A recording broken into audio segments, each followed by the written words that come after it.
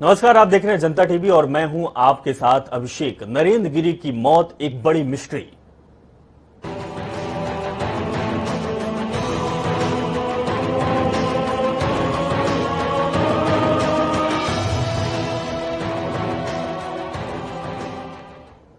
शुरुआत करेंगे बड़ी खबर के साथ। महंत नरेंद्र गिरी का सुसाइड नोट सामने आया है। बता दें कि सुसाइड नोट में शिष्य आनंद गिरी पर संगीन आरोप लगा है। आनंद गिरी को बताया गया मौत का जिम्मेदार है। आद्या तिवारी और संजीव तिवारी को भी बताया गया है जिम्मेदार। सुसाइड नोट में लड़की और फोटो का जिक्र किया गया है। तो बड़ी खबर हम आपको दिखा रहे हैं, एक नया मोड़ सामने आया है। सुसाइड नोट बरामद हुआ है और सुसाइड नोट में आचार्य आनंद गिरी का जिक्र है और कई लोगों का जिक्र बताया गया है। आद्या तिवारी का नाम आया हुआ है। हम आपको बता रहे हैं कि क्या क्या सुसाइड नोट में लिखा है। सुसाइड नोट भी दिखा रहे हैं। आपको बता दें कि उसमें लिखा हुआ कि आज मेरा आनंद गिरी के कारण विचलित हो गया है। आज हरिद्वार से सूचना मिली है कि 2 दिन से आनंद गिरी कंप्यूटर में किसी महिला लड़की के साथ गलत काम कर रहा है। बता दें कि महंत नरेंद्र गिरी की मौत मिस्ट्री कई सवाल छोड़ गई। सबसे बड़ा सवाल अब सुसाइड लेटर के सामने आने के बाद शुरू हो गया। सुसाइड लेटर में न सिर्फ गुत्थी को सुलझाने में मदद की, बल्कि लगभग सारा दूध का दूध और पानी का पानी कर दिया है। पुलिस को मिले सुसाइड नोट में हर पन्ने के नीचे महंत नरेंद्र गिरी के दस्तखत मिले। सुसाइड लेटर के पन्नों में महंत नरेंद्र गिरी ने लिखा कि इस महीने की 13 तारीख को भी उनके मन में आत्महत्या करने का ख्याल आया था। सुसाइड नोट में तारीख है। सिलसिलेवार तरीके से बताया गया है कि आनंद गिरी से वे कैसे मानसिक तौर पर परेशान रहते थे। उसके बाद आद्या प्रसाद तिवारी का क्या रोल था, संदीप तिवारी का क्या रोल था, उत्तराधिकारी बलबीर पुरी को बनाया जाएगा, उसके बारे में भी सुसाइड नोट में जिक्र किया गया है। जिन लोगों ने उनका साथ दिया और मदद की, उनका भी जिक्र किया गया है। इस सुसाइड नोट में इस बात का भी जिक्र है कि उनके मन में इसी महीने की 13 तारीख को भी आत्महत्या करने का ख्याल आया था। सुसाइड नोट में कई जगहों पर लिखकर काटा भी गया है और बाद में दोबारा से लिखा हुआ है। ये सुसाइड नोट नॉर्मल पेपर पर नहीं लिखा गया है, बल्कि अखिल भारतीय अखाड़ा परिषद के लेटर हेड पर लिखा गया है। आपको बता दें कि नरेंद्र गिरी अखिल भारतीय अखाड़ा परिषद के अध्यक्ष थे।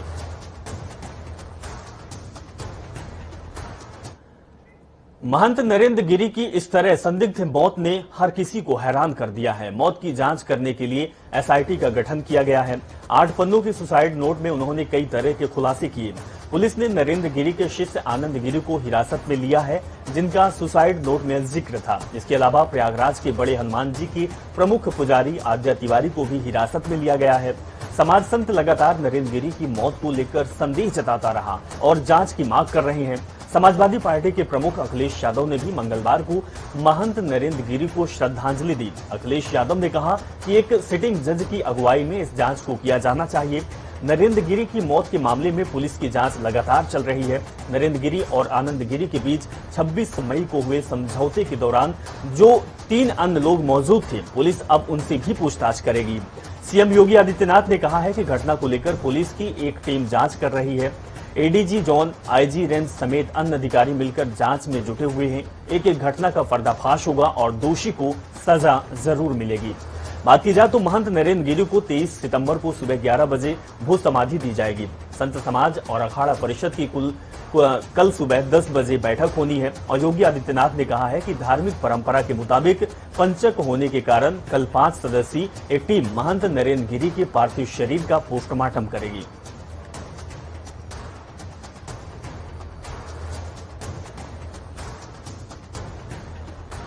इस प्रतिष्ठित बागंबरी पीठ के श्री महंत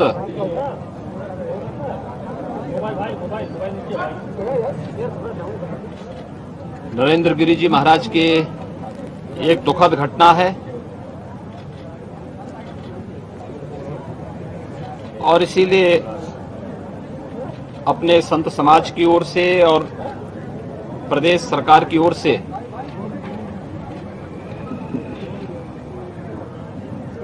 उनके प्रति विनम्र श्रद्धांजलि व्यक्त करने के लिए मैं स्वयं यहाँ पर उपस्थित हुआ हूँ।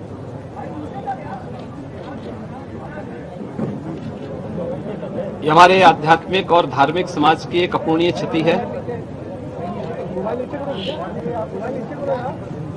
अखाड़ा परिषद और संत समाज की जो सेवा उन्होंने की है वह अविस्मरणीय है। तो सुसाइड नोट मिलने के बाद अब प्रशासन इस जांच को और तेज कर दी है। चलिए सीधे रुख करते हैं प्रयागराज का, जहां पर हमारे संवाददाता आनंद राज जुड़े हुए हैं। आनंद, जिस तरीके का सुसाइड नोट सामने आया हुआ है, तो क्या हम इससे कह सकते हैं कि अब दूध का दूध और पानी का पानी हो जाएगा? जी बिल्कुल, बेसिकली देखिए, ये कुल जो सुसाइड नोट के लेकर मसला फंसा था, क्योंकि पुलिस ने इस पूरे सुसाइड नोट को अपने कब्जे में ले लिया था, जो किसी के हाथ नहीं लगा। लेकिन अब पुलिस ने खुद ही उस सुसाइड नोट को सार्वजनिक कर दिया है। उस सुसाइड नोट में कुछ ऐसे पॉइंट्स मिले हैं जिसको लेकर आनंद गिरी फंसते नजर आ रहे हैं, क्योंकि उसमें कई बातों की आहत होने की बात कही है। अभी एक चीज ये साफ हो गया है कि आनंद गिरी कहीं न कहीं थोड़े दोषी पाए जाएंगे, और आनंद गिरी जी का जिस तरह से कुछ बातें हैं नरेंद्र गिरी जी को आहत कर गई, उसको लेकर उन्होंने आत्महत्या किया है। तो ये पूरा मामला अब आनंद गिरी के और जो दूसरा पुजारी है आत्या, उसके ऊपर आके टिक गई है। अब पुलिस उनसे पूरी जांच पड़ताल कर रही है, और जांच में जो भी चीजें निकल के आएगी, और इन दोनों पे अब दोष भी तय होना है। क्या दोष तय होता है, किस तरह इन लोग ने उनको आहत पहुंचाया था, और क्या कौन सी ऐसी बातें थी जिसकी वजह से नरेंद्र गिरी जी को ये दिल को चोट पहुंचा और उन्होंने इस तरह का बड़ा कदम उठाया। ये पूरे मामलों की पुलिस जांच कर रही है, और आधे से ज्यादा सच पर्दे से राज खुल गया है। उम्मीद है जल्द ही आरोप तय कर दिया जाएगा। लेकिन आनंद, अगर दूसरे पहलू की बात की जाए तो इसी सुसाइड नोट का जिक्र आनंद गिरी ने भी की है। आनंद गिरी का कहना है, कुछ लोगों को उन्होंने नाम लिया है, इसके साथ ही उन्होंने ये भी कहा है कि जो सुसाइड नोट अगर मिलता है तो उसमें आनंद नरेंद्र गिरी का नहीं हो सकता, उनकी हैंड राइटिंग की जिक्र किया हुआ है।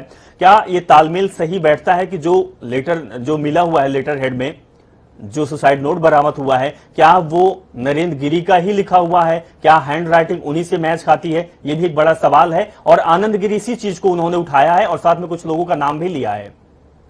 देखिए, ये बिल्कुल बहुत बड़ी साजिश के तौर पर इसको देखा जा सकता है, क्योंकि नरेंद्र गिरी जी को जो भी लेटर लिखना होता था वो उनके एक दुबे जी हैं, उनको बुलाकर सारे लेटर को लिखवाया करते थे। बल्कि दुबे जी का ये साफ कहना था, इतना बड़ा लेटर और उनकी हेडराइटिंग को लेकर थोड़ा सा आशय है कि वो इतना लंबा चौड़ा लिख नहीं सकते, क्योंकि वो हम उससे हर चीजें लिखाई देते। तो ये फिलहाल जांच का विषय है, क्योंकि आनंद गिरी सबसे करीबी कहे जाते थे और हेडराइटिंग वगैरह सब पहचानते थे। ये भी हो सकता है कि ये मामले को दूसरी तरफ रुख दिया जा रहा हो, और आनंद गिरी कोई बड़ी घटना को अंजाम न देकर बल्कि इसके पीछे कोई और हो।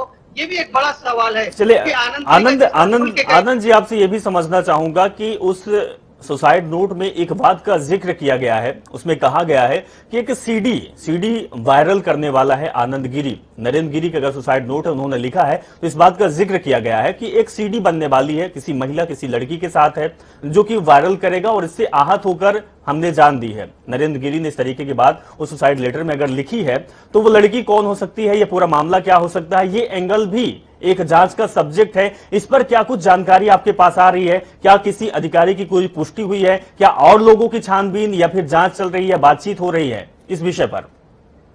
देखिए, उड़ती उड़ती खबरों में एक बात साफ है कि आनंद गिरी के ऊपर ऐसे लड़कियों को लेकर कई बार आरोप लगे। हालांकि बहुत चीजें सामने नहीं आई, लेकिन एक मामला जो विदेश में बहुत हाईलाइट हुआ, हालांकि उसमें आनंद गिरी बरी हो गए, लेकिन इस मामले में थोड़ा सा कहीं ना कहीं आरोपों के घेरों में हमेशा आनंद गिरी रहे हैं। अब आनंद गिरी अपने जो बेबुनियाद जो उनका सबूत के तौर पर है उसको रख रहे हैं और अपनी बातें रख रहे हैं। कई लोगों को अपने उस लपेटे में ले रहे हैं, इल्जाम लगा रहे हैं कि इनकी वजह से मुझे फंसाया जा रहा है। और कई लेकिन आनंद एक बात और है कि इससे पहले भी एक ऑडियो वायरल हुआ था नरेंद्र गिरी का, उसमें जिक्र आया कि आनंद गिरी ने वायरल किया था। इस पर जो ये वीडियो के जिक्र आया हुआ है, इसमें आनंद गिरी का क्या मोटो हो सकता है, क्या लाभ प्राप्त हो सकता है इस चीज से? तो ये बात साफ है कि जो हनुमान मंदिर है एक बड़ा प्रॉपर्टी है, इसका डिस्ट्रीब्यूशन जो मालिक बनेगा वो अच्छा माला माल हो जाएगा। तो इसको लेकर भी एक चीजें हो सकती हैं कि कुछ गद्दी का बहुत बड़ा सवाल है। हर जगह पूरे देश में गद्दी की लड़ाई है, तो यहाँ पर भी एक गद्दी की लड़ाई हो सकती है।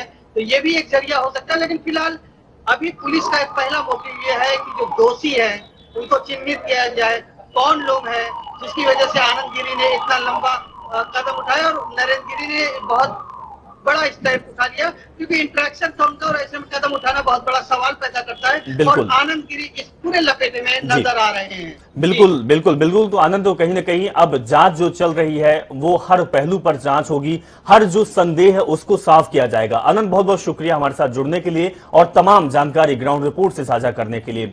अब चुनावी रंजिश की बात करते हैं और चुनाव भी यूपी में आ चुका है, लेकिन उससे पहले एक नया मोड़ आ चुका है नरेंद्र गिरी का।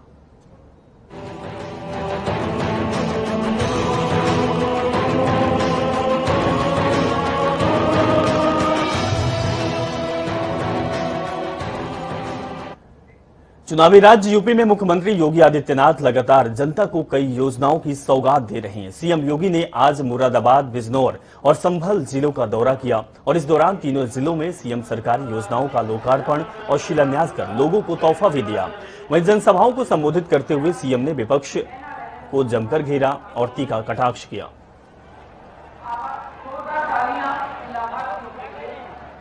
तो सीएम योगी ने आज जिलों को सौगात दी है। हम आपको 3 तस्वीर दिखा रहे हैं। पहली तस्वीर आपके टीवी स्क्रीन पर मुरादाबाद की है, जहां पर लोकार्पण और शिलान्यास का कार्यक्रम हुआ। दूसरी तस्वीर आपकी टीवी स्क्रीन पर बिजनौर की है और संभल में भी सीएम योगी आदित्यनाथ पहुंचे। तो 3 जिलों का योगी आदित्यनाथ ने दौरा किया है, कई परियोजनाओं का लोकार्पण और शिलान्यास किया है। आपको बता दें कि लगातार सूबे के मुखिया योगी आदित्यनाथ सक्रिय दिखाई दे रहे हैं और उत्तर प्रदेश के जिलों का भ्रमण कर रहे हैं, दौरा कर रहे हैं और लोगों को संबोधित भी कर रहे हैं।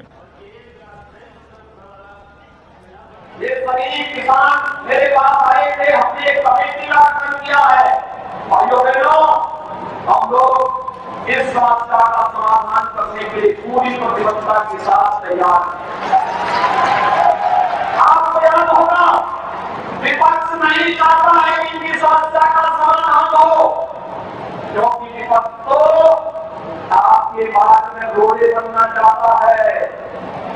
विपक्ष ने तो जो कानून मोदी जी ने बनाया सीएए का, उस कानून के तहत पाकिस्तान, बांग्लादेश और अफगानिस्तान से आने वाले और हिंदू को प्रदेश के अंदर नागरिकता देने का कार्य किया गया था और अब यह भी करना है।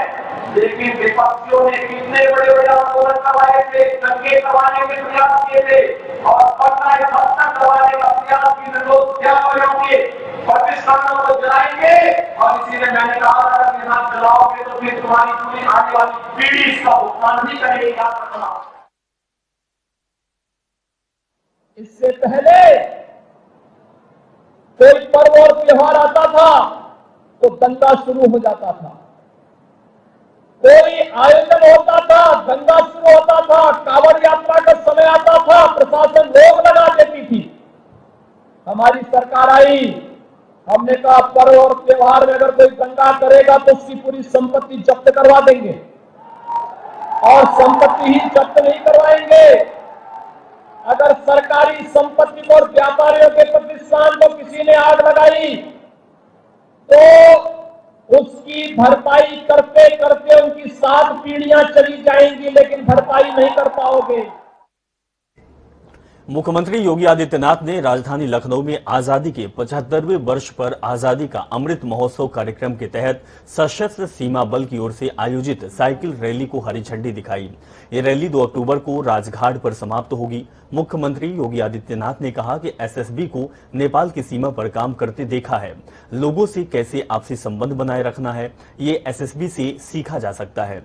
नेपाल के साथ मधुर संबंध उसका उदाहरण है। सीएम योगी ने कहा कि चौरी चौरा शताब्दी महोत्सव का आयोजन भी हो रहा है। मुझे खुशी है कि तेजपुर असम में 3,384 किलोमीटर का सफर तय करते हुए यह रैली अक्टूबर को समाप्त होगी। राष्ट्र के प्रति अपने उत्तरदायित्वों के निर्वहन के साथ साथ स्थानीय नागरिकों के साथ किस प्रकार से आत्मीय संबंध बनाए जाने हैं, इस कार्य पद्धति को जिस मिशन मोड में लेकर के भारत नेपाल की संवेदनशील सीमा को एसएसबी ने 2001 से यहाँ की निगरानी और पेट्रोलिंग की कार्रवाई को अपने साथ अपने हाथों में लिया। इसने भारत और नेपाल के जो आपसी संबंध थे, उन पौराणिक और ऐतिहासिक संबंधों में कभी भी कोई दरार नहीं आने दी, बल्कि उसे मजबूती बनाने में एक बड़ी भूमिका का निर्वहन किया। चुनावी राज्य यूपी में मुख्यमंत्री योगी आदित्यनाथ लगातार जनता को कई योजनाओं की सौगात दे रहे हैं। सीएम योगी संभल जिले का दौरा करें, वहां संभल में सीएम सरकारी योजनाओं का लोकार्पण और शिलान्यास कर लोगों को तोहफा दिए। इसके अलावा सीएम यहां जनसभा को संबोधित भी किया। आपको बता दें कि सीएम योगी करीब 3:30 बजे हेलीकॉप्टर से संभल के कैला देवी पहुंचे हैं। वहां कैला देवी में जनसभा विकास योजनाओं का शिलान्यास और लोकार्पण किया है। उत्तर प्रदेश के मुख्यमंत्री योगी आदित्यनाथ का आज संभल आगमन है। संभल आगमन पर मुख्यमंत्री योगी आदित्यनाथ सर्वप्रथम मां कैला देवी धाम में माता रानी के दर्शन करेंगे। उसके बाद जो है यहाँ पर प्रशासन के द्वारा एक जनसभा का आयोजन किया गया है, जहाँ मुख्यमंत्री योगी आदित्यनाथ जनसभा को संबोधित करेंगे। मुख्यमंत्री योगी आदित्यनाथ की जनसभा को लेकर के यहाँ पर पुलिस प्रशासन की पूरी तैयारियां हैं। आप देख सकते हैं पुलिस प्रशासन यहाँ ड्यूटी लगा दी गई है। आप भारी संख्या देख सकते हैं पुलिस बल यहाँ पर तैनात कर दिया गया है। उसके अलावा वो सामने मंच है जहाँ से मुख्यमंत्री योगी आदित्यनाथ जनसभा को संबोधित करेंगे। और साथ ही मुख्यमंत्री योगी आदित्यनाथ संभल की धरती से आज संभल के लोगों के लिए 200 करोड़ रुपए की परियोजनाओं का शिलान्यास करेंगे। आप देख सकते हैं तस्वीरों में सामने मंच जो बना दिया गया है और संभल जिला प्रशासन की तरफ से मुख्यमंत्री। लखनऊ के गांधी भवन पुस्तकालय में भारत रक्षा दल ट्रस्ट ने आज अपनी 25वीं वर्षगांठ अमृत महोत्सव और सम्मान समारोह के रूप में मनाया। इस खास मौके पर संगठन ने अपने त्रैमासिक बुलेटिन के माध्यम से आजादी का अमृत महोत्सव विशेषांक का भी प्रकाशन किया। बता दें कि कार्यक्रम की अध्यक्षता ट्रस्ट के संरक्षक श्री SK वर्मा और संचालन ट्रस्ट के महामंत्री भागीरथी विश्वकर्मा ने किया। वहीं कार्यक्रम में मुख्य अतिथि माननीय संयुक्ता भाटिया महापौर और वरिष्ठ अतिथि थे वो थे के उपाध्याय। बता दें कि वरिष्ठ पत्रकार संपादक जनता टीवी उत्तर प्रदेश उत्तराखंड और माननीय मिथिलेश अग्रवाल सदस्य राज्य महिला आयोग, पूर्व चेयरमैन नगर पालिका कायमगंज और श्री अनुराग मिश्रा भारतीय रेल अधिकारी मौजूद रहे। इसी बीच संस्थापक श्रीनिवास राष्ट्रवादी ने कहा कि इस कार्यक्रम की प्रेरणा प्रधानमंत्री नरेंद्र मोदी से मिली, जो उन्होंने आजादी के अमृत महोत्सव कार्यक्रम के लिए देशवासियों का आह्वान किया। आज भारत रक्षा दल का 25वां स्थापना दिवस है और इस दिवस के अवसर पर भारत रक्षा दल ने माननीय प्रधानमंत्री नरेंद्र मोदी जी के आह्वान पर आजादी के अमृत महोत्सव के रूप में इस कार्यक्रम का आयोजन कर रहा है। आज हम लोग अपने संगठन की ओर से आजादी के अमृत महोत्सव पर एक विशेषांक का भी विमोचन करा रहे हैं। इस विशेषांक में हम लोगों ने प्रयास किया है कि देश के उन तमाम अज्ञात क्रांतिकारियों को लाया जाए जिनको समाज नहीं जानता है, उनके ऊपर लेखन किया जाए। और ये यहीं से हमारी पत्रिका का शुरुआत हो रहा है कि त्रैमासिक पत्रिका ये निकलेगी और इसके माध्यम से अज्ञात क्रांतिकारियों को ढूंढ करके हम लोग प्रयास करेंगे, उनके ऊपर लेखन हो, उनके ऊपर गोष्ठियां हो, उनको श्रद्धांजलि दी जाए, ताकि असंख्य जिन लोगों ने देश के लिए बलिदान दिया है उनके बारे में समाज को अवगत कराया जा सके। ताजनगरी आगरा में मौसम का मिजाज बदला। दोपहर के समय आसमान में बादल छा गए और थोड़ी सी देर में तेज मूसलाधार बारिश शुरू हो गई। करीब 1 घंटे लगातार झमाझम बारिश हुई और पूरा शहर जलमग्न हो गया। ऐसे राहगीरों को काफी मुश्किलों का सामना करना पड़ा। वहीं जिला अस्पताल का आलम यह है कि बारिश होते ही पानी इकट्ठा हो जाता है। ऐसे मरीजों को बहुत मुश्किलों का सामना करना पड़ता है। प्रदेश में डेंगू की मार है। वायरल फीवर से कई जानें भी जा चुकी। अब जलभराव होने से डेंगू पनपने की आशंका और जताई जा रही है। देश के प्रधानमंत्री नरेंद्र मोदी ने देश को स्मार्ट बनाने का जिम्मा लिया हुआ है, जिम्मेदारी ली हुई है। और इस समय हम ताजनगरी आगरा में हैं। वो ताजनगरी जिसके स्मार्ट होने के दावे नवीन जैन द्वारा किए जाते हैं। नवीन आगरा की अगर हम आपको झलक दिखाते हैं, देखिए ये नवीन आगरा की झलक किस तरीके से एक वाहन चालक अपनी मोटरसाइकिल को ले जा रहा है। छोटे छोटे बच्चे स्कूलों से आ रहे हैं। ये नवीन आगरा है, स्मार्ट आगरा है। नवीन जैन द्वारा लगातार दावे किए जा रहे हैं कि आगरा को स्मार्ट किया जा रहा है। ये स्मार्ट होने के दावे हैं। यहाँ पर हाईटेक सिटी है, एक ऐसा हाईटेक सिटी जो कि ग्रेटर आगरा की निर्माण की तरफ आगरा बढ़ रहा है। वही स्मार्ट सिटी जो ग्रेटर नोएडा की तरफ पर बनने जा रहा है। और आप देखिए किस तरीके से लंबी लंबी कतारें लगी हुई हैं। ये कतारें बता रही हैं कि आगरा कितना स्मार्ट हो चुका है। ये दावे आगरा के महापौर और राष्ट्रीय महापौर परिषद के अध्यक्ष नवीन जैन के द्वारा किए जा रहे हैं, तो ये कहीं ना कहीं आगरा स्मार्ट सिटी के दावों की पोल खोलती है। अगर आपको इसी तरीके का स्मार्ट सिटी देखना है तो आप देखते रहिए जनता टीवी। हम आपको यूं ही स्मार्ट सिटी से अवगत कराते रहेंगे। प्रदीप रावत, जनता टीवी, आगरा। मौसम विभाग के मुताबिक राज्य में 21 और 22 सितंबर को छिटपुट तौर पर बदली बारिश का सिलसिला जारी रहने के आसार हैं। बीते 24 घंटे के दौरान पूर्वांचल के कुछ स्थानों पर हल्की से सामान्य बारिश हुई या गरज के साथ बौछारें पड़ी। पश्चिमी यूपी में भी कुछ स्थानों पर छिटपुट तौर पर बारिश हुई। इस अवधि में प्रदेश में सबसे अधिक 3 सेंटीमीटर बारिश महाराजगंज की निचलौल में दर्ज की गई, जबकि आगरा में 1 सेंटीमीटर बारिश हुई। मौसम विभाग की माने तो उत्तर पश्चिम भारत के बाकी हिस्सों में हल्की से मध्यम छिटपुट बारिश हो सकती है। उधम सिंह नगर के नानक मत्ता गुरुद्वारे के बाद अब देहरादून के प्रसिद्ध नानकसर गुरुद्वारे में मुख्यमंत्री पुष्कर सिंह धामी माथा टेका। इस मौके पर भारी संख्या में सिख समाज के लोग भी मौजूद रहे।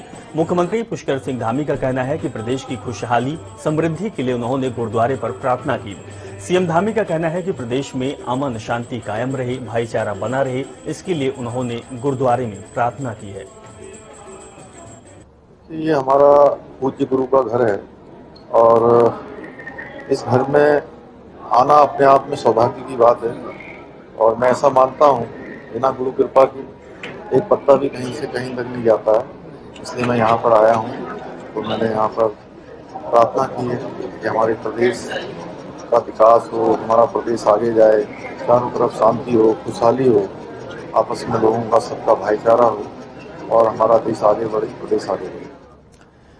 उत्तराखंड के पूर्व सीएम और कांग्रेस के राष्ट्रीय महासचिव हरीश रावत हरिद्वार ग्रामीण विधानसभा में आयोजित परिवर्तन यात्रा में शामिल हुए। इस दौरान हरीश रावत से राजनीतिक मुद्दे पर बातचीत की हमारे संवाददाता विकास खरे ने। कांग्रेस के राष्ट्रीय महासचिव और उत्तराखंड के पूर्व मुख्यमंत्री हरीश रावत जी इस वक्त हमारे साथ मौजूद है। रावत जी, अगर बात की जाए तो इस परिवर्तन यात्रा से कितना परिवर्तन उत्तराखंड में आया, क्योंकि पंजाब में तो परिवर्तन हो चुका है। जी, ये परिवर्तन की शुरुआत है और ये धीरे धीरे बड़े सैलाब के रूप में भाजपा की सरकार को बहा ले जाएगी। इसका जबरदस्त फायदा मिलेगा, कांग्रेस सत्ता में आएगी। रावत जी, बात करें तो पंजाब में तो परिवर्तन हो चुका है, उत्तराखंड में किस तरह का परिवर्तन अब देखने को मिलेगा 2022 में? जनता लाएगी परिवर्तन और वो परिवर्तन जनता के और उत्तराखंड के विकास के लिए। मतलब जो वहाँ के मुख्यमंत्री है पंजाब का, उनका साफ तौर पे ये कहना है कि 40 साल उनके हो चुके हैं राजनीति में, लेकिन उनके साथ अब एक राजनीति की गई, उनको मुख्यमंत्री पद से इस्तीफा देना पड़ा। कि क्या कारण है, आप भी पंजाब में मौजूद थे। रावत जी क्या कहेंगे?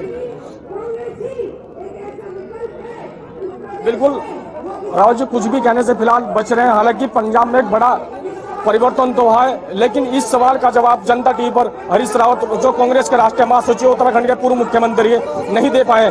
कैमरा पर्सन के साथ में विकास करें, जनता टीवी। कोरोना काल के बाद आज से सभी 1 से लेकर 5वीं तक के स्कूलों को खोला गया है। ऐसे में लोगों का कहना है कि कोरोना के साए में वो कैसे नन्हेहालों को स्कूल भेजने, ये दुविधा उनके सामने बनी हुई है। दरअसल राज्य सरकार ने आज से प्राइमरी स्कूलों को खोलने का फैसला ले लिया था, लेकिन इसमें जोखिम कम नहीं है। विभागीय अधिकारियों ने साफ तौर पर कहा कि पहले से ही सभी स्कूल खुले हैं। शिक्षक हर रोज स्कूलों में अपनी उपस्थिति दर्ज करा रहे हैं। अब बच्चों के आने का दिन आ गया है और अब प्राइमरी स्कूलों में अभी भी बच्चे स्कूल जाकर पढ़ सकेंगे। लगभग 1.5 साल के बाद स्कूल खुलने से बच्चों में काफी उत्साह भी देखा गया और अध्यापक भी यही मान रहे हैं कि स्कूल खुलने से बहुत लाभ मिलेगा और स्कूल खुलना बहुत जरूरी है, क्योंकि इससे बच्चों की पढ़ाई का नुकसान हो रहा था। हालांकि अध्यापकों में भी कोरोना का डर लगातार बना हुआ है। कुछ अच्छा सा फील हो रहा है। पहले अच्छा सा बोर होते रहते थे घर में, आज अच्छा सा फील हो रहा है। स्कूल में पढ़ाई करेंगे हम। अभी फिलहाल कैसे पढ़ाई कर रहे थे घर पे? घर पे अच्छे से ऑनलाइन पढ़ाई हो रही थी, अच्छे से होती थी। चलिए इस खबर के साथ फिलहाल बुलेटिन में बस इतना ही। आप देखते रहें जनता टीवी। नमस्कार।